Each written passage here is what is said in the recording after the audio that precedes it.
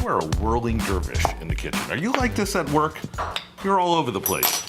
It's many things that you have to get ready before. I can mess before with a recipe. I can mess with him because he and I are longtime friends. Arturo Franco Camacho has been a mainstay on the New Haven landscape when it comes to food and great restaurants for many years.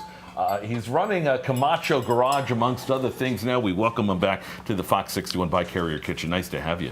Thank you. We haven't seen you in person in a couple years. The hair is still all over the place, too. Do you know today is National Ceviche Day? Do you know why? Because it's the birthday named for the creator, Bob Ceviche. No, that's not right. That's not true. Not true.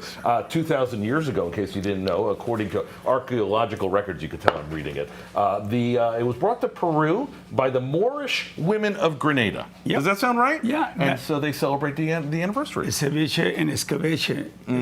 The Moorish brought the escabeche, and then they call it ceviche, and then they call it ceviche because they thought that the Peruvians, the Incas, they were saying you all thought that you were stuff. just looking at two pretty faces in the kitchen. So I'm going to make a couple of ceviches that are on the menu, and a couple coming out of this man's big brain when it comes to food. Go to work. What are we doing here? Well, you guys have a recipe and the screen. I'm sure it's going to be some clams, but I want you guys to have fun this summer. This ceviche is basically very quick to put together. It's local fish that we can find anywhere. Right. Halibut, we had some swordfish.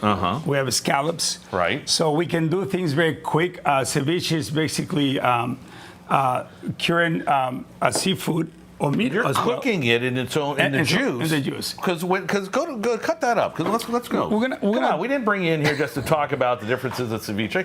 Go for it. We're gonna do the scallops, which is easier to clearly. cook. Yeah. But just to not surprise you, if you've never had ceviche, and what's wrong with you if you haven't, it is raw seafood. It is. But as you marinate it longer in the juices, it cooks. Absolutely. Right. Some fish that need a little longer, like scallops, they need literally like 5 to 10 minutes. Right. Yeah. Absolutely. And then shrimp, you have to blanch them if you don't want to eat them too so give them raw. a little cook to first. In Mexico, we have the aguachile, which is actually raw. I love that. Raw shrimp, the lemon juice, the pepper, the onions, and is what we're gonna do as well. Put it all together. So we're gonna do aguachile here. Because I'm hungry. So this is lemon juice. It's already been squeezed and clear. We're gonna do a little bit of let it cure a little bit. We're gonna put a little salt, a little sea salt, which helps a lot to finish the curing. When you put when you put it all together and throw the rest of the stuff in while I'm asking you to cook Absolutely.